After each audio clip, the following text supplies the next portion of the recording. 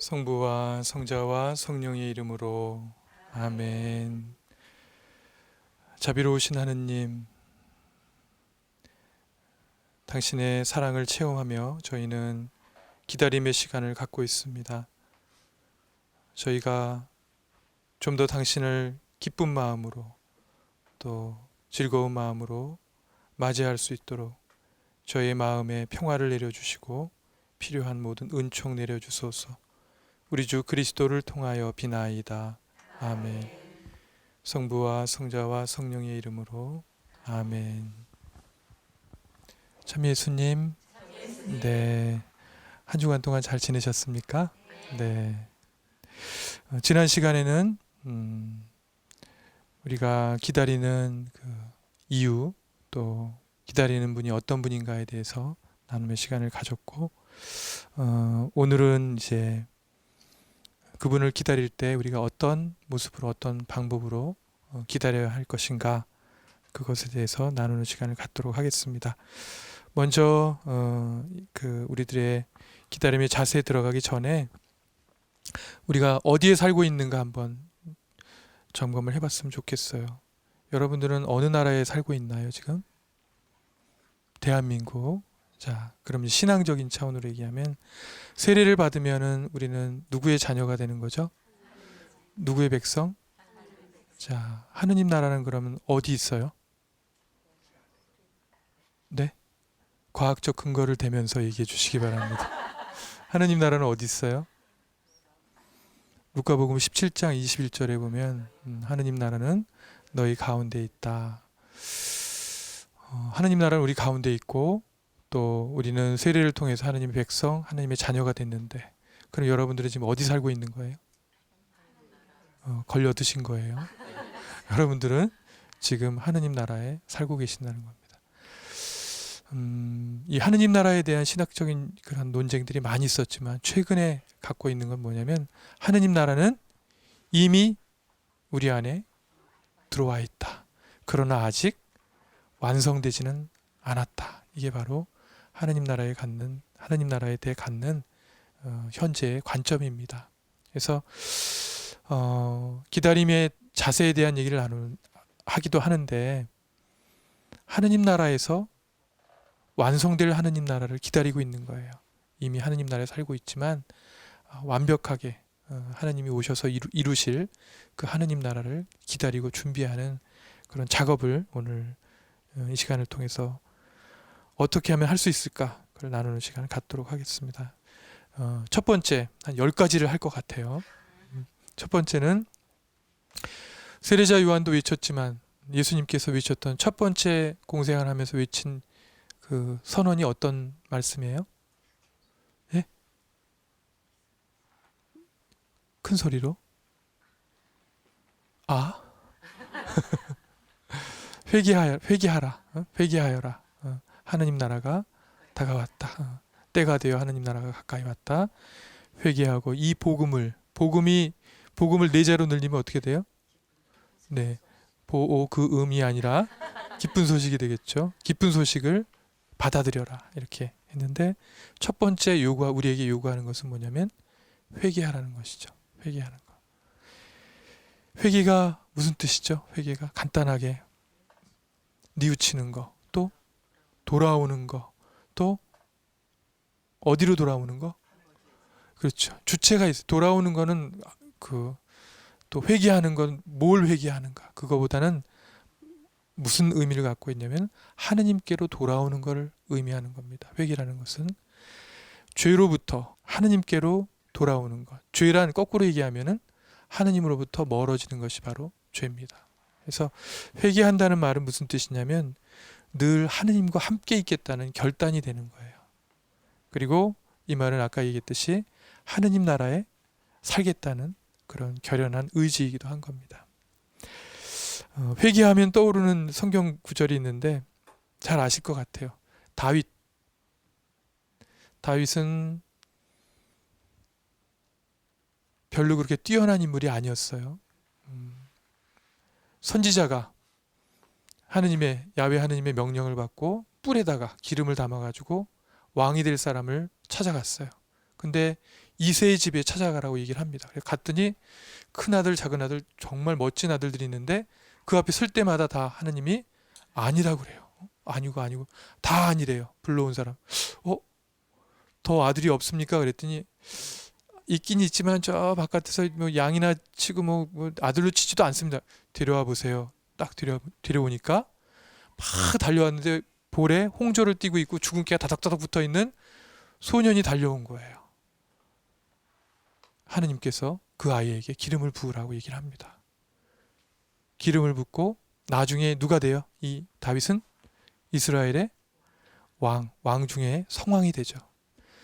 다윗은 처음부터 자기가 잘나서 출세하고 성공하는 것이 아니라 온전히 하느님의 은총과 축복으로 자기가 성공하고 있다는 것을 누구보다도 잘 알았어요. 절대로 하느님으로부터 벗어나지 않으려고 했습니다. 하지만 인간이란 충족해지고 많이 갖게 되면은 뭐가 기다리고 있어요? 타락이 기다리고 있죠. 신경을 곤두쓰지 않는 한은 유혹에 넘어갑니다. 어느 날 왕이 된 다윗이 많은 하느님의 뜻에 따라서 많은 일을 하고 이스라엘을 통일하는 그런 과정 중에 있었는데 어느 날 왕궁에서 잠이 안 오는 거예요. 어떻게 하면 하느님의 나라가 통일이 돼서 이스라엘을 하느님의 나라로 만들까 고민하면서 베란다를 왔다 갔다 하고 있는데 어디서 촤 하고 물 뿌리는 소리가 나는 거예요. 교교한 달빛 아래 물소리가 나는 데를 딱 쳐다보니까 사람이 보일락말락 하는 거예요. 확 보이면 볼 게 없지만 보일락말락하면 땡겨요, 안 땡겨요? 호기심이 생기는 거예요. 그래서 신하한테 가서 누군지 알아봐라 그랬어요. 모든 충신들은 오버하는 경향이 있다는 거 아시죠? 알아봐라 그랬더니 데리고 왔어요. 목욕을 방금 끝낸 여인을 데려오니까 이뻐요, 안 이뻐요? 네, 성경에는 깊은 얘기는 안 나오지만 그 여인과 하룻밤을 자고 돌려보냅니다. 그리고 없던 일로 하려고 그랬어요. 그런데 한 달 정도 됐을까? 전보가 왔어요. 밧세바 올림 다윗 대왕님께 임신했음 책임질 것. 큰일이 난 거죠. 다윗이 이제 인간적으로 하느님께 의탁하는 것이 아니라 인간적으로 머리를 쓰기 시작하는 이런 머리를 뭐라고 그래요? 네, 좋지 않은 말이기 때문에 그런 머리를 쓰면서 이제 자기 식대로 해결하려고 그러는 거예요. 이 밧세바의 남편이 누구죠? 우리 알고 있죠? 네, 그 용병 우리야 외인이죠. 외국 사람인데 이 사람이 전쟁터에 나가 있으니까 빨리 불러다가 잠자리 같이 하게 해가지고 누구의 자식으로 만드는 거예요?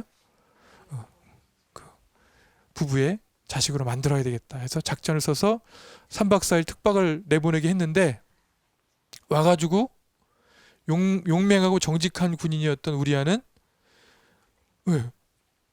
집으로 찾아가야 되는데 보통 군인들이 휴가 나오면 어디로 가요?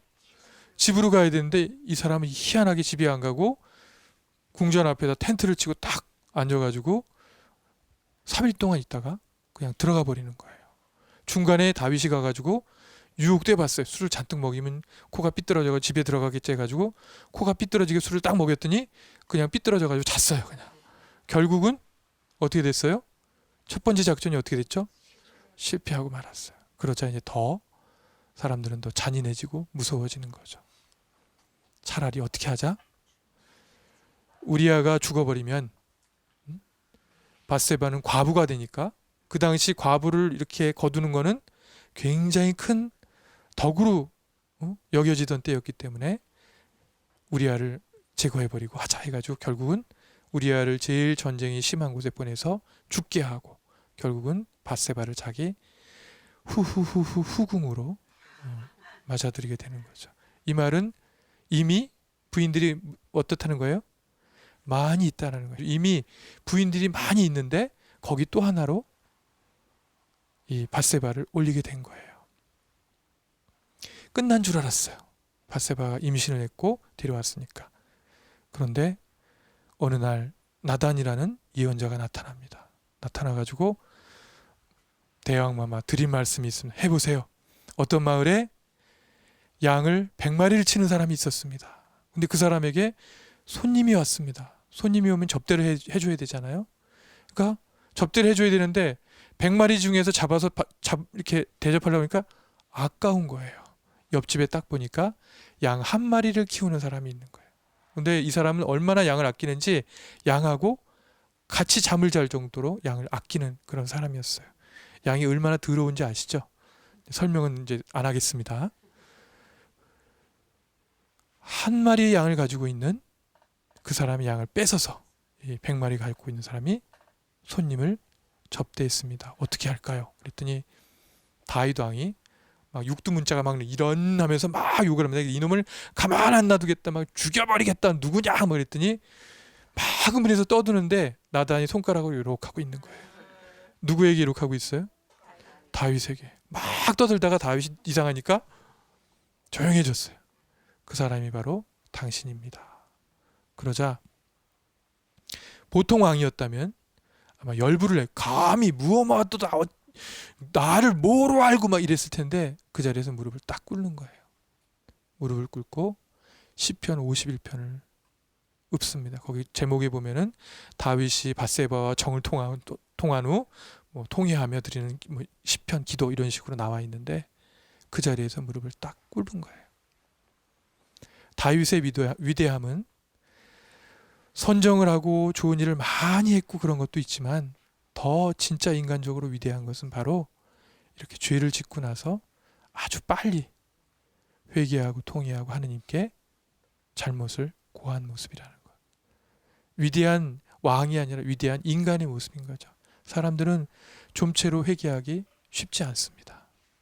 그래서 어떤 성인은 뭐라고 그랬냐면 사람들이 죄를 짓는다는 게 큰 죄가 아니다. 왜냐하면 인간은 나약하고 유혹은 크기 때문에. 그러나 회개할 수 있는데 회개하지 않는 것, 이것이 대죄다. 이렇게 얘기를 한 성인이 있어요. 다윗은 회개를 했고, 그리고 우리가 알고 있는 것, 다윗의 대를 이은 그 다음 왕은 누구예요? 솔로몬의 어머니는 누구예요? 밧세바라는 거예요.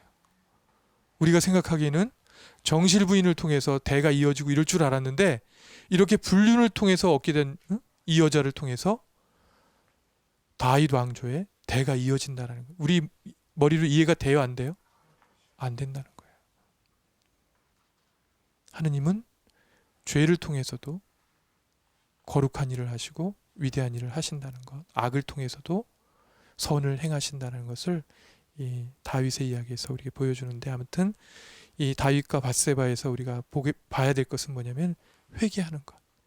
회개하면 하느님께서는 대가는 치러야 되지만 그 죄를 용서해 주신다는 것. 그래서 다윗과 밧세바가 처음에 사랑을 나눠서 잠자리를 해서 생긴 그 아이는 어떻게 돼요? 네, 죽게 되죠. 죄의 대가로. 그러나 그 다음에 얻게 되는 솔로몬이 바로 이스라엘의 왕조를 이어가는 왕이 되게 됩니다. 그래서 하느님을 기다리는 자세, 오시를 하느님을 기다리는 우리 자세는 어떤 것이냐면 회개하는 마음, 그 태도와 마음을 갖고 있어야 된다. 회개하면 복잡하지만 간단하게 생각하면 뭐냐면 늘 누구와 함께 하겠다는 선택이라고요? 하느님과 늘 함께 있겠다는 그런 선택입니다. 다른 말로는 하느님 나라에 늘 함께 하겠다라는 그런 다짐이 되는 겁니다. 첫 번째 우리가 기다림의 자세는 회개하는 그런 자세여야 되겠습니다. 두 번째는 예수님께서 우리에게 새로운 계명으로 주신 것이 있어요. 뭘까요? 네, 사랑하라. 사랑은 너무나 자연스럽고 당연한 것 같지만 어떤 젊은이가 질문했을 때도 그렇고 또 예수님도 그런 말씀하셨는데 첫 번째 계명이 뭐라고 그랬어요? 네, 내 마음을 다하고 정성을 다하고 힘을 다하고 목숨을 다하고 모든 걸 다해서 하나이신 한 분이신 주님을 사랑하라. 이에 못지않게 중요한 계명이 있으니 또 뭐라고 그랬어요? 그렇죠. 내 이웃을 내 몸같이 사랑하라. 여기에 우리는 사랑의 이중 계명이라고 알고 있는데 제가 또 반란을 저지를 것 같습니다. 사랑의 삼중 계명입니다. 하느님 사랑, 이웃 사랑, 이웃을 누구처럼 사랑하라고 그랬어요? 내 몸같이. 나를 사랑할 줄 모르는 사람은 남을 사랑할 줄 모릅니다. 돼지 눈에는 뭐만 보여요?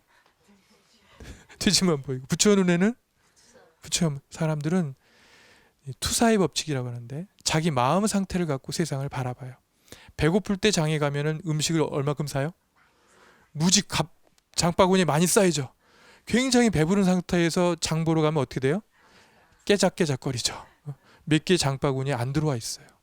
내 마음 상태에 따라서 세상을 바라보고 평가를 하게 됩니다. 내가 나를 소중하게 여기지 않고 사랑할 줄 모르면 다른 사람들도 사랑할 줄 모르게 됩니다. 그 사람은 굉장히 좀 자기를 미워하면서도 남들을 잘 사랑하는 것 같은데 비유를 맞추고 있는 거예요. 남이 나를 어떻게 하면 어떡할까 두려워가지고 비유를 맞추고 눈치를 보는 것이지 진정으로 남을 사랑할 줄 아는 것이 아닙니다.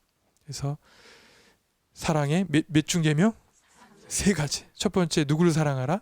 하나님 사랑하라. 두 번째 이웃을 사랑하라. 세 번째는 나 자신을.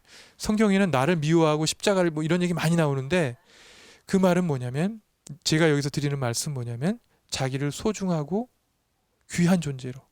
누가 나를 그렇게 귀하게 여겼어요? 하느님께서. 지난 시간에 얘기했죠. 보신이 좋더라. 너무나 귀하게 여기는 나를 내가 함부로 해서는 안 된다. 그리고 나를 함부로 하게 되면 이 태도나 이 눈으로 다른 사람을 바라보게 돼 있다. 그래서 나를 사랑하는 것. 제가 제일 강조하고 싶은 건 세 번째 사랑입니다. 자기를 사랑하는 거. 또 한 가지가 있어요. 옛날에는 원수를 미워하고 사랑하는 사람, 좋아하는 사람들을 사랑하라고 그랬는데 이제 나는 새 계명을 내리겠다. 누구까지 사랑하라? 네, 이제 네 번째. 근데 질문하겠습니다. 원수는 어디 있어요? 집에 있지 않아요?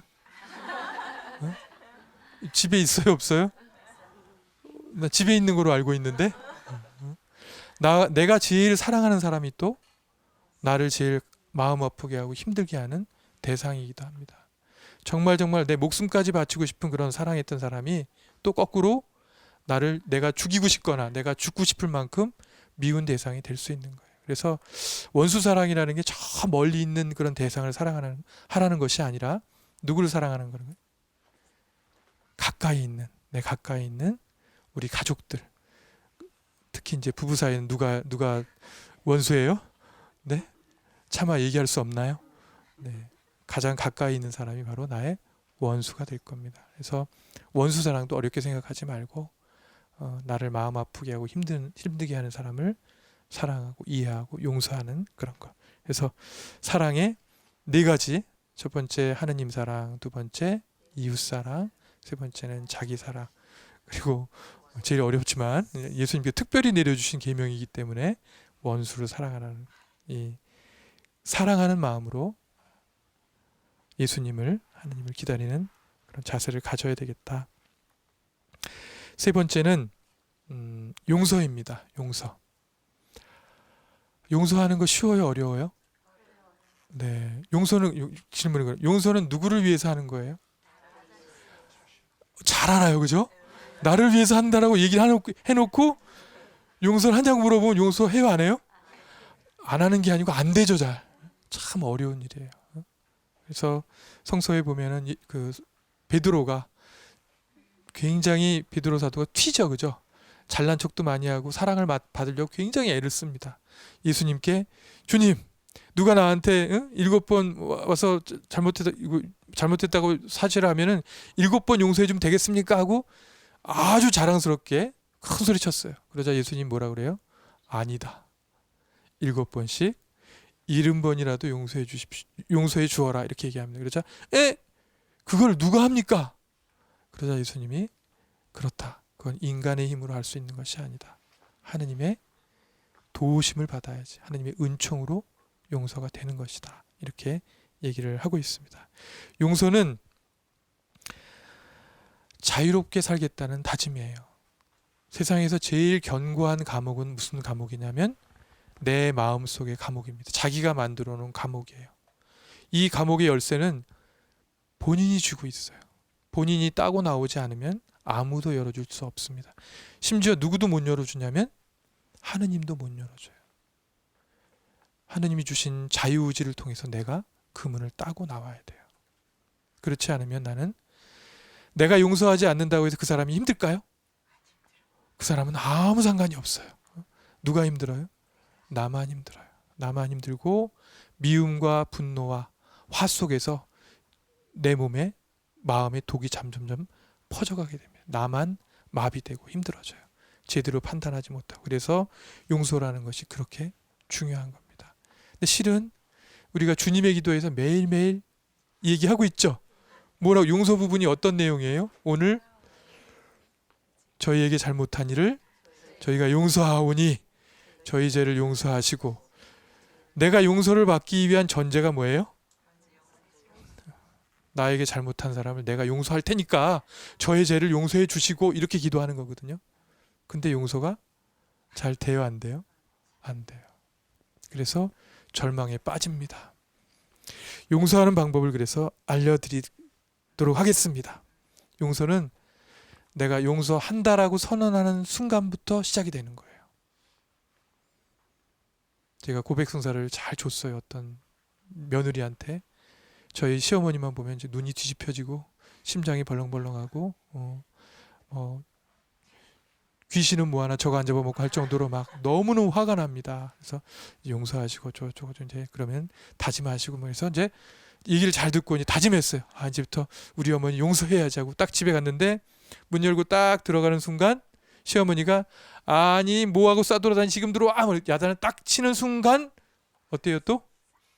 즉시 또 귀신은 뭐하나 저거 안 잡아먹고 하면서 또 올라오는 거예요. 다시 달려왔어요. 신부님, 저는 우리 어머니를 죽어도 용서 못할 것 같습니다. 제가 뭐라 그랬냐면 용서하신 겁니다. 용서는 한순간에 딱 용서를 통해 되는 게 아니라 과정이 필요한 거예요. 과정이. 상처가 나면은 여기 살짝 저가면 딘 바르면 되죠, 그죠? 바르고 밴드 딱 붙이면은 괜찮아져요. 그런데 뼈까지 보이게 확 다치면 딘 바르고 밴드 붙이면 금방 낫나요? 꼬매고 수술까지 하고 그다음에 어떻게 해야 돼요? 오랜 기간이 필요합니다. 마찬가지로 마음의 상처가 아주 크고 기간이 오래될 경우에는 용서했다 하더라도 과정이 필요한 거예요. 용서 안 한 것이 아니라 아무는 과정이 필요한 거다. 이렇게 생각을 하시면 좋겠습니다. 개인적으로 제 체험담을 말씀드리고 싶은데 어떤 신부님하고 같이 살았어요. 근데 이 신부님이 저보다 나이도 많고 이제 똑똑한 신부님이었어요. 그러니까 매사에 저한테 지적을 하는 거예요. 너 이거 틀렸어. 이렇게 하는 너 모르는구나. 많이 배운 사람한테 모르는구나 하면 어때요? 열등감이 많은 사람 너 모르는구나 그러면 기분 나빠요? 어때요? 나쁘죠. 너무 나쁜 거예요. 그래서 너무 열받고 속상했는데 형이니까 들이받지도 못하고 맨날 지적을 받으니까 막 화가 이만큼 올라왔어요. 그때 제가 상담 공부를 하고 상담을 받고 있었어요. 그래서 이제 상담하러 상담사한테 가가지고 그분도 신부님이었는데 누구 얘기해야 돼요? 네? 나를 힘들게 하는 그 인간 얘기를 해야 될 거 아니에요. 그래서 막 뭐 이래서 힘들고 막 얘기를 했어요. 그러냐고 많이 힘드시겠다고 고생이 많으시네요. 근데 그 한 주간 지나고 그 다음 주에 가가지고 또 누구 얘기해야 돼요? 또 그 사람 얘기해야 되잖아요. 막 또 막 했더니 얘기를 너무 잘 들어주시는 거예요. 세 번째도 가서 또 그 얘기를 하고 네 번째가 또 할 얘기가 없어요. 그 얘기밖에. 얘기를 딱 하려고 했더니 그분이 그 상담하시는 신부님이 잠깐 그러는 거예요. 그래서 네 그랬더니 신부님한테는 그 신부님이 굉장히 중요한 분인가 봐요. 그러는 거예요. 그래서 여태까지 들어놓으시고서 뭘 중요하냐고 그랬더니 근데 왜 이렇게 맨날 끌어안고 사세요? 화장실에 가서도 공부하다가도 잠자리에 들어서도 가장 은밀한 곳까지 다 그 사람을 끌어안고 데리고 다니면서 살고 계시지 않습니까? 이렇게 얘기를 하는 거예요. 망치로 한 대 땅 얻어맞은 것 같았어. 그렇게 미워하고 싫어하면서 평생 끌고 안고 다니고 있구나 내가. 그래서 이 방법은 아니다. 그래서 그 상담받으면서 방법은 두 가지가 있다고 얘기를 들었어요. 첫 번째, 용서를 하십시오. 알아듣겠는데 돼요, 안 돼요? 안 돼요. 또 한 가지 방법은 거리를 두십시오. 이렇게 거리를, 관심이나 이런 것들을 갖지 않고 떨어지는 것. 용서를 한다는 것은 내가 자유로워지고 내가 행복해지는 그런 길이다. 그래서 용서를 해야 되고, 그렇지 않으면 분노와 화와 복수심, 독 이런 것이 나를 마비시키고 감염시키게 되고, 또 그 독을 갖다가 다른 사람들에게 독침을 날리게 된다. 그래서 용서를 하는 것이 굉장히 중요하다. 어렵지만 하느님께 청하면서 용서를 하는 것. 기다림의 자세 세 번째는 뭐냐면 우리 마음의 자세입니다. 마음의 자세. 기쁜 마음으로 기다려야 한다는 것. 그 완성된 하느님 나라를 기다리고 있지만 이미 하느님 나라에 살고 있기 때문에 어떻게 살아야 되냐면 기쁘게 살아야 됩니다. 오늘 이 시간 기뻐요, 안 기뻐요? 졸려요, 기뻐요? 기쁘죠? 사도 바울을 통해서 하느님께서 당신의 뜻을 알려주셨습니다. 다 알고 있는 거예요. 데살로니가 전서에 나와 있는 거. 항상 기뻐하십시오. 옛날 그 공동 번역으로 할게요. 제가 앞부분 하면 뒷부분 하겠습니다. 항상 기뻐하십시오. 늘 기도하십시오. 어떠한 처지에서도 감사하십시오. 항상 기뻐하십시오. 늘 어떠한 처지에서도 이것이 그리스도를 통해서 여러분에게 보여주신 하느님의 뜻입니다. 라고 사도 바오로가 우리에게 얘기하고 있어요. 하느님의 뜻은 우리가 기쁘게 사는 겁니다. 기도하는 거고 감사하는 게 바로 하느님께서 우리에게 바라는 거예요. 우리를 죽도록 사랑했던 예수님이 우리를 고쳐주시고 막 행복하게 잘 살게 해주려고 막 안달이 나셨던 그분이 바오로를 통해서 우리에게 주신 말씀이 뭐라고요? 기뻐하라고. 기쁜 마음으로 살라고. 인상 쓰지 마시고 인상 피시고 기쁜 마음으로 우리가 살아야 되겠습니다. 그리고 하느님의 오심이, 예수님의 오심이 나에게 두려움인가 아니면 그리움인가. 아마도 죄를 많이 짓거나 자신의 삶이 못마땅하거나 죄책감이 많은 사람, 죄의식이 많은 사람에게는 하느님의 오심이 뭘까요? 두려움 쪽에 가까울 거예요. 그죠? 그러나 이렇게 하느님이 우리를 사랑했다는 걸 체험하고 알고 있는 사람에게는 뭐가 되는 거예요? 그리움이 되는 거죠. 어서 빨리 오십시오. 그 시간을 좀 단축시켜 주십시오 하는, 보고 싶습니다. 이런 마음이 되겠죠. 그래서 데살로니가 전서 5장 16, 18절 말씀처럼 항상 기뻐하고 늘 기도하고 감사한 마음을 갖는 것. 이게 세 번째 예수님을, 하느님을 기다리는 자세라고 할 수 있겠습니다. 네 번째는 예수님께서 많은 사람을 놓고 첫 번째로 했던 얘기예요. 마테오복음 5장 3절. 5장이 무슨 내용이죠? 네, 너무 좋습니다. 훌륭하십니다. 산상수훈 말씀이 나오는데 그 첫 번째로 했던 얘기가 뭐예요? 진복팔단 얘기를 했죠. 그죠? 거기서 제일 일성으로 제일 먼저 했던 얘기가 뭐냐면 행복하여라 라고 얘기합니다. 거의 명령법이에요. 8가지 이야기를 막 하는데 가만히 살펴보니까 우는 사람, 온유한 사람, 박해를 받는 사람, 가난한 사람, 우리가 생각하는 행복의 조건은 이에요, 아니에요? 우리가 생각하는 행복의 조건이 아니에요. 우리는 좀 부자가 돼야 되고 좀 있을 건 있어야 되고 마음도 편안하고 평화로워야 되는데 그런 거를 이러니까 행복하라면서 조건으로 제시하고 있지 않아요. 8가지 다. 심지어 8번째는 박해를 받는 사람은 행복하다 이렇게 얘기합니다. 여러분들 몇 대 맞으면 행복해요? 전혀 상상 못할 그런 얘기예요. 그래서 참 이해하기 어렵다. 그래서 제가 그냥 간단한 시간 관계상 결론으로 내린 건 뭐냐면 좋은 말 할 때 행복해라. 조건 따지지 말고 우리는 이 지상의 하느님 나라에서 행복하게 살아야 한다. 그럼 또 어떻게 행복할 수 있습니까? 아까 용서와 비슷한 맥락이에요. 어떻게 하면 되냐면 내가 행복하기로 다짐을 하는 거예요. 난 오늘부터 행복하게 살 거야. 하느님께서 그걸 보장해 주실 거고 지켜주실 거야. 마음으로 다짐을 하는 겁니다. 옛날 얘기 하나 해볼까요? 옛날에 핑크색을 무지 좋아하는 왕이 있었어요. 그래서 사람들이 뭐라고 불렀냐면 핑크 대왕이라고 불렀어요. 이 왕의 꿈은 뭐냐면 자기 나라를, 자기가 다스리는 왕국을 뭐로 만드는 거? 핑크빛으로 다 만드는 게 이 왕의 소망이었어요. 그래서 신하들을 다 동원해서 전국 방방곡곡을 다 핑크빛으로 염색을 하고 물을 뿌리고 해가지고 다 만들기 시작한 거예요. 결국 어느 날 온 왕국을 다 핑크빛으로 다 만들어버려요. 심지어 신하들의 수염도 핑크빛, 의관도 다 핑크빛, 뭐 진분홍, 연분홍, 꽃분홍이가 다 분홍으로 만들었어요. 대왕마마, 오늘날에야 드디어 우리나라가 핑크 왕국이 되었사옵니다. 그래, 한번 보자 하고 역시 바깥으로 딱 베란다 문을 딱 열고 바깥을 딱 봤는데 나라가 온통 무슨 빛깔이에요? 분홍빛으로 쫙 변한 거예요. 심지어 물까지도 물감을 뿌려가지고 강물이 핑크빛으로 흐르는 거예요. 너무 행복해. 와, 그러다 갑자기 왕이 한숨을 쉬는 거예요. 왜 그랬을까요? 땅은 다 핑크빛인데 어디가? 하늘이 무슨 빛이에요? 하늘빛이에요. 하늘이 더 커요? 땅이 더 커요? 밑에서 보면? 하늘이 훨씬 더 크죠. 너무 실망을 한 거예요. 그랬더니 신하가 하나가, 아주 현명한 슬기로운 신하가, 대왕마마 옥자에 앉아 계시죠. 제가 해결해 드리겠습니다. 눈을 잠시 감고 앉아 계십시오 라고 얘기를 한 거예요. 그래?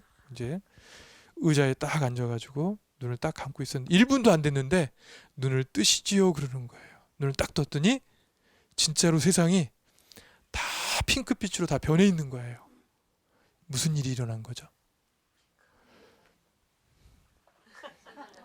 안경에다가 핑크빛을 싹 칠해놓고 보니까 하늘도 뭐로 보여요? 사람도 하늘도 땅도 모든 것이 다 핑크빛으로 보여가지고 핑크 대왕은 행복했다는 이야기입니다. 제가 이 얘기를 왜 했을까요? 사람들은 뭔가를 이루기 위해서 바깥을 바꾸려고 굉장히 많이 애를 씁니다. 질문 한 가지 할까요? 사람들은 언제 변할까요? 네? 안 변해요? 안 변한다 한 표. 또 사람들은 언제 변할까요? 네? 회개할 때. 제 답하고 다르기 때문에 땡. 또 언제 변할까요? 고통 중에? 제가 병원에 10년 있어 봤는데 변하기도 하지만 안 변하기도 해요. 제가 하는 건 100% 변하는 거예요. 언제 변할까요? 위기에 처했을 때. 땡. 사람들은 언제 변하냐면 사랑하는 사람 만났을 때. 오. 땡. 100%가 아니기 때문에 제가 얘기하는 100%입니다. 사람은 언제 변하냐면 지가 변하고 싶을 때 변합니다. 누가 옆에서 막 뭐 여보 똑바로 해 뭐 이렇게 하면 변해요? 속으로 전문 용어 나오려고 그러는데 웃기고 있네. 지나 잘하지 어디다 대고 지적질이야. 금세 나오죠. 반발이 생긴다고요. 누가 지적해가지고 사람은 변하는 게 아니에요. 부모들이 자녀를, 남편이 아내를, 아내가 남편을 지적해서 변하는 게 아니라 때가 됐을 때, 자기가 변하고 싶을 때, 그때가 진짜 변하는 시간입니다. 바깥을 변화시키려고 하는 것이 아니라 누가 변화해야 돼요? 내 마음의 각도기를 틀어놓으면 세상이 완전히 달라지게 된다는 거예요. 세상을 바꾸려면 핑크 대왕처럼 별별 짓을 다 하고 온갖 힘을 다 동원해. 그래도 변하지 않아요. 그죠? 근데 내가 뭐 하나 하면은 안경 하나, 관점 하나만 딱 바꿨는데 세상이 완전히 다 핑크빛으로 보인다는 거예요. 행복이란 뭘 바꾸고 조건을 채워서 하는 것이 아니라 내가 행복하다고 마음을 먹고 선택을 하는 순간부터 행복이 시작된다는 거. 행복한 마음으로 누굴 기다려요? 하느님의 오심을 우리가 기다려야 한다는 것. 제가 얘기한 게 아니고 누가 행복하라고 그랬어요? 예수님이 산상수훈 첫 번째 말씀으로 행복하여라 하고 우리에게 선언을 하고 명령을 하셨다라는 거. 그래서 제 결론은 뭐라고요? 좋은 말 할 때 행복하게 살아야 된다. 다음은 십자가에 대한 얘기입니다. 고통에 대한 얘기. 질문을 할게요. 제가 살아가면서 언제까지 고통을 받으며 살아갈까요? 악담을 하는 거예요? 죽을 때까지? 그러면 여러분들은 언제까지 고통이 따라다닐까요? 죽을 때까지. 그래서 고통이란 해도 되고 안 받아도 되고 안 받아도 되는 그런 것이 아니라 고통은 인생의 그냥 본질이에요. 본질. 가장 인간의 본질을 핵심적으로 나타내 주는 것이 바로 고통입니다. 그리고 하느님은 이 고통을 없애지 않았어요. 인간 세상에 오셔서 없앤 것이 아니라 그냥 당신도 고통의 길로 들어갔습니다. 십자가를 지고. 왜냐하면 인간의 가장 핵심적인 부분이기 때문에. 누구나 다 고통을 당하며 삽니다. 고통 자체가 중요한 게 아니라 이 고통을 내가 어떤 의미로 받아들이고 있는가. 재수없이 나는 하는 일마다 다 안 되고 다른 사람은 조금해도 잘 되는 나는 하는 것마다 다 안 되고 실패하고 왜 이럴까? 난 왜 이렇게 재수가 없을까? 아니면 저주를 받은 것일까? 그렇지 않다라는 거. 다 누구나 다 질과 양은 달리하지만은 다 고통을 받게 된다라는 거. 지금 이 고통을 없애주십시오. 우리 기도 많이 하잖아요. 없애줬어요. 그러면 행복할까요? 더 큰 게 와요. 더 큰 게. 법칙이 그래요. 이거 해치고 나면은 더 작은 고통이 오면 그 다음에 고통이 아니에요. 그죠? 능히 다 해치울 수 있으니까. 그 다음 오는 고통은 내가 이겨낸 고통보다 훨씬 더 큰 고통이 다가옵니다. 그래서 고통을 기꺼이 받아들이려고 하는 거. 왜 나만 갖고 그래 이게 아니라 누구나 다 고통을 겪는다는 거. 근데 왜 내 십자가는 크고 제 건 작아? 이것도 아니라는 거예요. 바꿔볼까? 안 맞아요 나한테. 자기가 지고 있는 십자가가 가장 나에 맞는 것이라는 거. 그래서 고통을 불평불만하거나 외면하거나 비교하면서 자책이나 이렇게 괴로워하거나 하지 말고 그냥 기꺼이 받아들이려고 하는 것,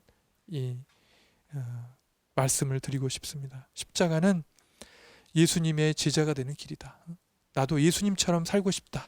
예수님께로 가까이 나가겠다 하는 다짐인 거예요. 누구든지 자기 십자가를 지고 따라오는 사람이 나의 제자가 될 수 있다.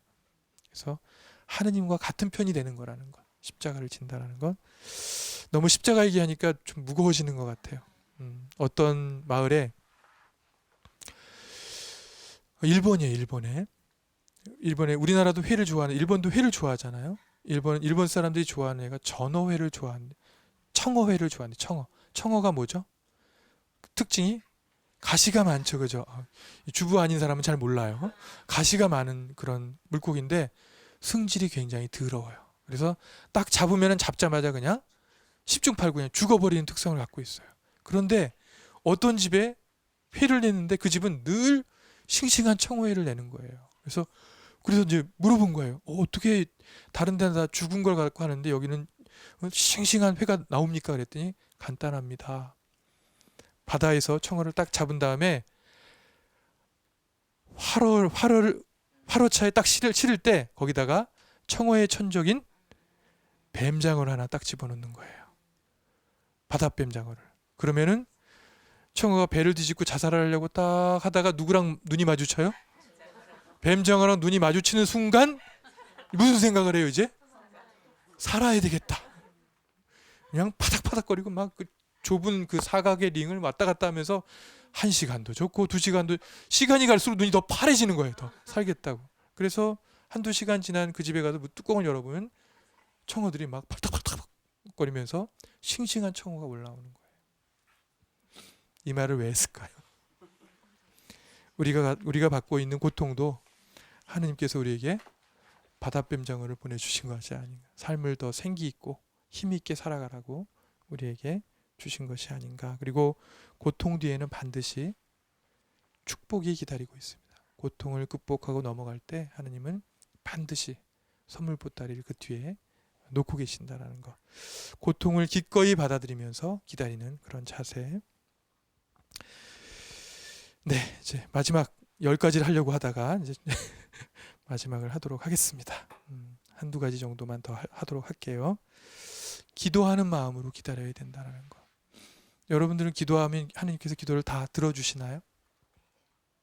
우와, 좀채로 잘 안 들어주시는데. 그래서 예수님께서 뭐라고 기도할 때는 어떻게 하라고 그러냐면 아주 심하게 기도하라고 그래요. 귀찮게, 하나님을 귀찮게 해서 해야 된다. 그리고 귀찮은 정도뿐만 아니라 간절함이 있어야 된다. 이렇게 얘기를 합니다. 그리고 심지어는 어떻게 기도해야 되냐면 기도는 언제까지 해야 되는 거예요? 들어줄 때까지. 이게 바로 야곱의 정신이에요. 야곱이 야복강에서 하느님 만난 거 아시죠? 만나가지고 다 먼저 가족들을 형들 있는데 먼저 보내고 형 있는데 보내고 혼자 남아가지고 이제 어쩌면 형한테 맞아 죽을지도 모르고 그러는데 고민하고 있는데 누가 나타난 거예요. 씨름 한판 합시다. 야곱은 승부사적 기질이 있는 사람이었죠. 줬소 하고 딱 붙었는데 안딸이 밭딸이 했는데 안 넘어가요. 근데 가만히 보니까 천사의 하느님인 거예요. 그래서 계속 씨름을 하는데 지지 않으려고 막 애를 쓰는 거예요. 막 나중에 이제 하느님이 날이 밝아지면 그때는 하느님이 가셔야 되나 봐요. 밝아오는데 안 놓는 거예요. 그래서 막 놀 수 없습니다. 막 이놈의 자식 봐라고 탁 다리 쳐가지고 뼈를 부러뜨리죠. 그죠? 환도뼈를 부러뜨리는데 그래도 안 놓는 거예요. 도대체 이놈아 왜 그러냐 그랬더니 저에게 축복을 내려주지 않으면은 절대로 안 놓겠습니다. 이 손도 이렇게 잡은 게 깍지. 논개전법 있죠. 참 이 귀찮은 녀석이군 해가지고 그 자리에서 축복을 내려주죠. 무슨 축복을 내려줘요? 이름을 바꿔줍니다. 이름을 야곱이란 이름에 사기꾼이란 뜻이 약간 들어가 있어요. 그런데 이름을 이스라엘이란 이름으로 바꿔줍니다. 하느님과 겨루어 이긴 자, 겨루어서 이겨낸 자 이런 뜻이에요. 우리가 기도를 할 때는 힘든 일이 있을 때는 그 사람한테 가서 뭔가 해결을 하려고 하는 것이 아니라 누구에게 먼저 해야 된다고요? 하느님 붙잡고 야곱처럼 답을 주십시오, 살려주십시오 하고 간절하게 매달려야 된다는 것. 이게 바로 기도의 자세입니다. 그런 간절한 마음으로 기도를 하면서 하나님을 기다려야 할 것이고 마지막으로 우리 운명에 대해서 아는 것 세 가지와 모르는 것 세 가지가 있다고 그래요. 이걸 삼불중 삼지중이라고 얘기합니다. 그래서 운명에 대해서 아는 것 세 가지는 뭐냐면 반드시 태어난 사람은 어떻게 된다? 죽는다. 갈 때 아무것도 못 가지고 간다. 세 번째, 죽을 때 혼자 죽음을 독대해야 된다. 나 무서우니까 여보 같이 갑시다. 그래봐야 죽음은 혼자 맞닥뜨려야 되는 거예요. 누구나 다. 모르는 것 세 가지. 뭘까요? 네, 언제 죽을지, 어디서 죽을지, 어떻게 죽을지. 사람은 그런 것을 아는 것이 허락되어 있지 않습니다. 인간의 운명은 모릅니다. 그런데 앞에서 얘기했듯이 하느님 나라는 이미 벌써 이 세상에 왔고 그러나 아직 완성되어 있진 않아요.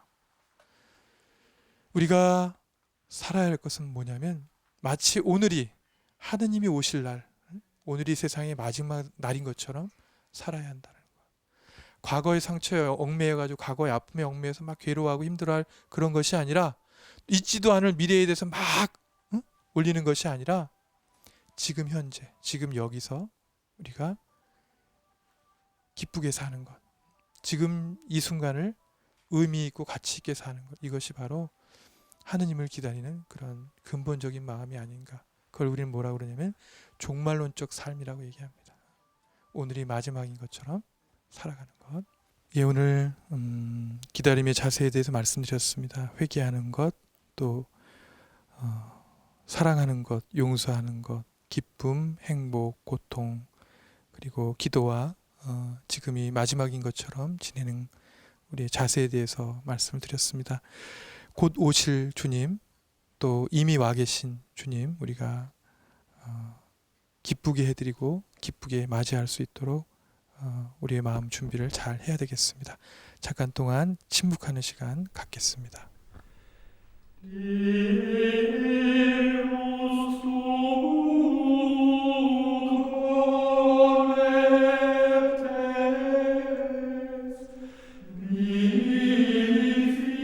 형제 여러분, 주님의 재림 때까지 참고 기다리십시오.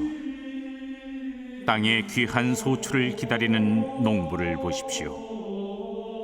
그는 이른 비와 늦은 비를 맞아 곡식이 익을 때까지 참고 기다립니다. 여러분도 참고 기다리며 마음을 굳게 가지십시오. 주님의 재림이 가까웠습니다. 보십시오. 심판자께서 문 앞에 서 계십니다. 사랑의 주님, 저희가 마음을 다해 바친 기도를 꼭 들어주십시오. 또 함께 모여있는 당신이 사랑하는 아들, 딸 한 사람 한 사람의 소망도 들어주십시오. 또 사랑하는 당신을 만날 때까지 저희가 기쁨 속에서 당신을 그리워하며 지낼 수 있도록 필요한 모든 은총 내려주소서. 우리 주 그리스도를 통하여 비나이다. 아멘. 주님께서 여러분과 함께 또한 사자와 함께 전능하신 천주 성부와 성자와 성령께서는 여기 모인 모든 이에게 강복하소서. 아멘. 성부와 성자와 성령의 이름으로 아멘.